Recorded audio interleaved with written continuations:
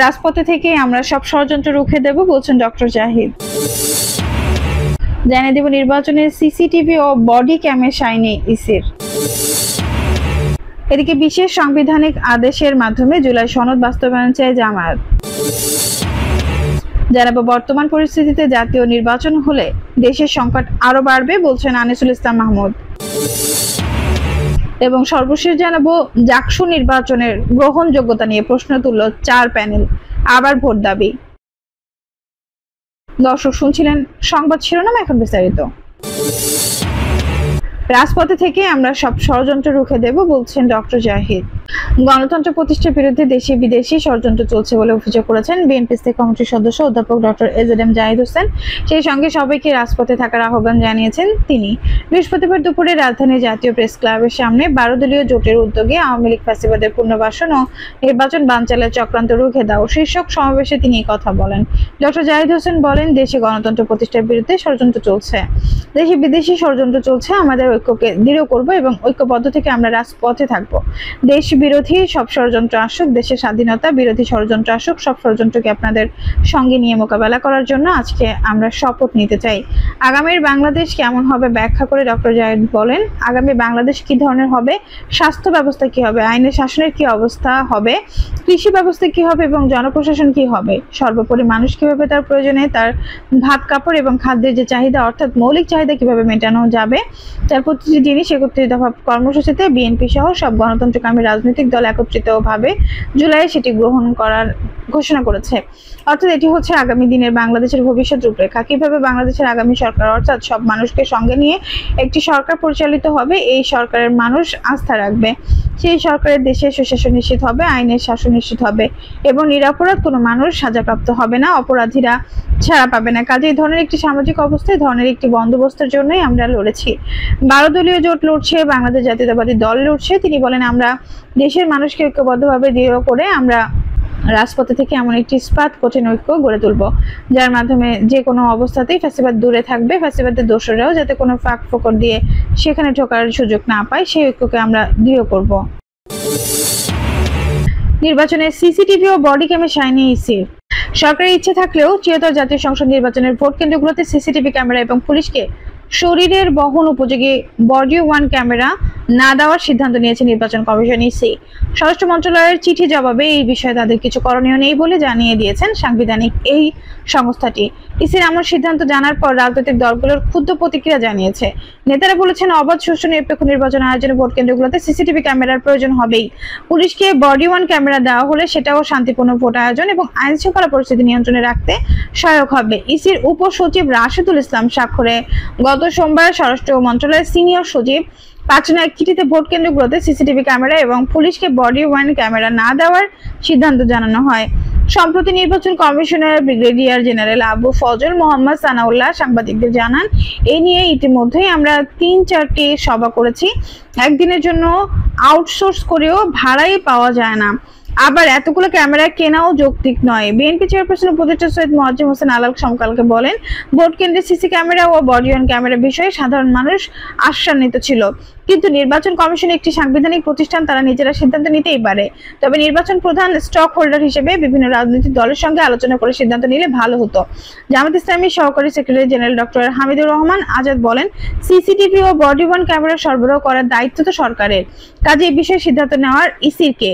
তাহলে কি তারা ভোট ডাকাতি নির্বাচন করতে চায়? ডাকসু নির্বাচনে সিসিটিভি ক্যামেরা ছিল বলেই কারচুপির কোনো অভিযোগই টেকেনি, কাজে জাতীয় নির্বাচনে সিসি ক্যামেরা লাগবেই। বিশেষ সাংবিধানিক আদেশের মাধ্যমে জুলাই সনদ বাস্তবায়ন চায় জামায়াত। বিশেষ সাংবিধানিক আদেশের মাধ্যমে জুলাই সনদের বাস্তবায়ন চায় বাংলাদেশ জামাত ইসলামী। আজ বৃহস্পতিবার রাজধানীর ফরেন সার্ভিস একাডেমিতে জাতীয় ঐক্যমত্য কমিশনের বৈঠকে দলটি এই প্রস্তাব দিয়েছে। কমিশনের সঙ্গে বৈঠকে বিরতিতে জামাত ইসলামী নায়েবে আমির সৈয়দ আব্দুল্লাহ মোহাম্মদ তাহের বলেন, কমিশনের পক্ষ থেকে জুলাই সনদ বাস্তবায়নের 5টি বিকল্প প্রস্তাব দেওয়া হয়েছে, সেখানে জামাতের একটি সুনির্দিষ্ট প্রস্তাব আছে। আশা করি এই 5টি প্রস্তাবের মধ্যে আমরা কাছাকাছি আসতে পারবো এবং জুলাই সনদের আইনগত ভিত্তি হবে। জুলাই সনদের ভিত্তিতে আগামী ফেব্রুয়ারি নির্বাচন অনুষ্ঠিত হবে। গণভোটের বিষয়ে এক প্রশ্ন জবাবে সৈয়দ আব্দুল্লাহ মোহাম্মদ তাহের বলেন, গণভোটের প্রস্তাবকে বিকল্প হিসেবে রেখেছি।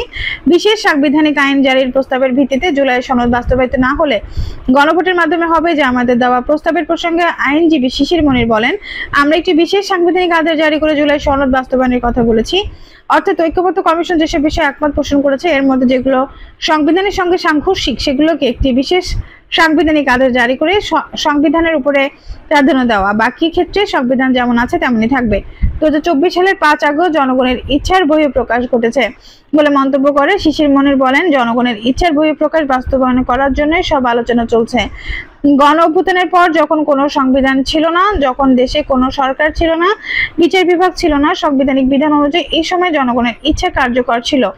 সংবিধানের অনুচ্ছেদ 7 অনুযায়ী জনগণের ইচ্ছার যে চরম বহিঃপ্রকাশ, এই বহিঃপ্রকাশকে একটি বিশেষ আদেশের মাধ্যমে প্রাধান্য দেওয়া হলে আগামী নির্বাচন এর অধীনে হওয়ার পথে কোনো বাধা থাকবে না বলে মনে করেন শিশির মনির। গণ অভ্যুত্থানের পর সরকার ব্যবস্থার সাংবিধানিক ব্যবস্থা অনুসরণ করার সুযোগ না থাকায় সংবিধানের 153 অনুচ্ছেদের মধ্যে 57টি অনুচ্ছেদ ইতিমধ্যে অকার্যকর হয়ে গেছে বলে দাবি করেন শিশির মনির। তিনি বলেন, এজন্য আমরা বলেছি একটি নতুন সাংবিধানিক আদেশ জারি করার জন্য একটি বিশেষ সাংবিধানিক আদেশ জারি করে আগামী দিনে সংবিধানের উপরে বিশেষ সাংবিধানিক আইনকে প্রাধান্য দিয়ে 5 আগস্ট থেকে কার্যকর দেখাতে। বর্তমান পরিস্থিতিতে জাতীয় নির্বাচন হলে দেশের সংকট আরো বাড়বে বলছেন আনিসুল ইসলাম মাহমুদ। বর্তমান পরিস্থিতিতে জাতীয় নির্বাচন হলে দেশের সংকট আরো বাড়বে বলে মন্তব্য করেছেন জাতীয় পার্টির একাংশের চেয়ারম্যান আনিসুল ইসলাম মাহমুদ। তিনি বলেন, বর্তমানে দেশে আইনশৃঙ্খলা পরিস্থিতির অবনতির পাশাপাশি অর্থনৈতিক দুরবস্থা, লোডশেডিং, দ্রব্যমূল্যের ঊর্ধ্বগতি, মামলা বাণিজ্য, সব সন্ত্রাস চলছে। এর মধ্যে অবাধ নিরপেক্ষ অংশগ্রহণমূলক নির্বাচন সম্ভব কিনা তা সরকারকে ভাবতে হবে। এছাড়া সবাই জাতীয় পার্টির একই অংশের মহাসচিব রুহুল আমিন হাওলাদার ডাকসুতে বিজয়ী হওয়ার ইসলামী ছাত্র শিবিরের নেতাদের অভিনন্দন জানান। তিনি বলেন, ডাকসুতে মানুষের ভালোবাসার বিজয় হয়েছে, সঠিক রণকৌশল, কঠোর পরিশ্রম, পরিবর্তন ও বিবর্তনের পক্ষে ছাত্ররা রায় দিয়েছে।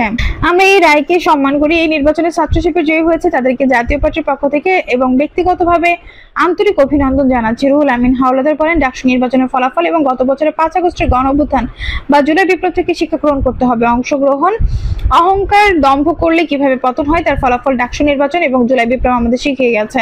35 বছর জাতীয় পার্টির রাষ্ট্র ক্ষমতার বাইরে উল্লেখ করে রুহুল আমিন হাওলাদার বলেন, কেউ আমাদের বন্ধু ছিল না। জেল, জুলুম, অত্যাচার, নির্যাতন আমরা সহ্য করেছি। হয়তো রাজনৈতিক কৌশলের কারণে বিভিন্ন সময় কোনো না কোনো দলের সাথে আমাদের রাজনৈতিক বন্ধুত্ব হয়েছে, আগামী দিনেও হতেও পারে।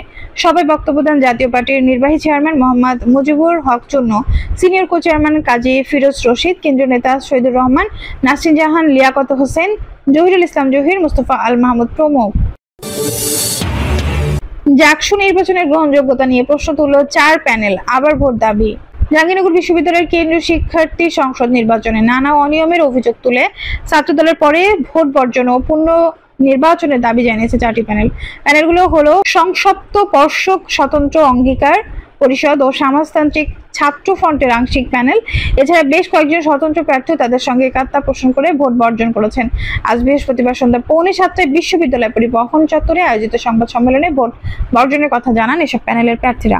সংবাদ সম্মেলনে লিখিত বক্তব্য পাঠ করে সম্প্রতি ঐক্য প্যানেলের সাধারণ সম্পাদক পদপ্রার্থী শরণ এহসান লিখিত বক্তব্যে বলা হয়, গতকাল রাতে ব্যালট বক্স নিয়ে হট্টগোল থেকে শুরু করে রাত 2টায় পোলিং এজেন্টদের ঘোষণা দেওয়া, তার ফলে স্বতন্ত্র প্রার্থীদের পোলিং এজেন্ট ম্যানেজ করতে না পারা, পোলিং এজেন্টদের কাজ করতে না দেওয়া, নারী হলে পুরুষ প্রার্থী প্রবেশ, ভোটার লিস্টে ছবি না থাকা, আঙুলে কালির দাগ না দেওয়া, ভোটার হওয়ার পরও তালিকায় নাম না দেওয়া, ভোটের তুলনায় ব্যালট বেশি ছাপানো, লাইন জ্যামিং, বহিরাগতদের আনাগোনা ইত্যাদি অনেক অনিয়ম, অব্যবস্থাপনা আর গাফিলতির কারণে এই নির্বাচনকে ঘিরে অনেক সন্দেহ আর প্রশ্ন ওঠার সুযোগ সৃষ্টি হয়েছে। এই দায় কেবল এবং কেবলমাত্র এই ব্যর্থ, অথর্ব এবং পক্ষপাতদুষ্ট নির্বাচন কমিশন আর প্রশাসনের। দর্শক, এই ছিল এখনকার সর্বশেষ সংবাদ। নিউজটি ভালো লাগলে অবশ্যই একটা লাইক দিন, কমেন্টে আপনার মূল্যবান মতামত জানান। সবসময় আমাদের পাশে থাকতে সাবস্ক্রাইব করে বেল বাটনটি অন করে রাখুন। ধন্যবাদ।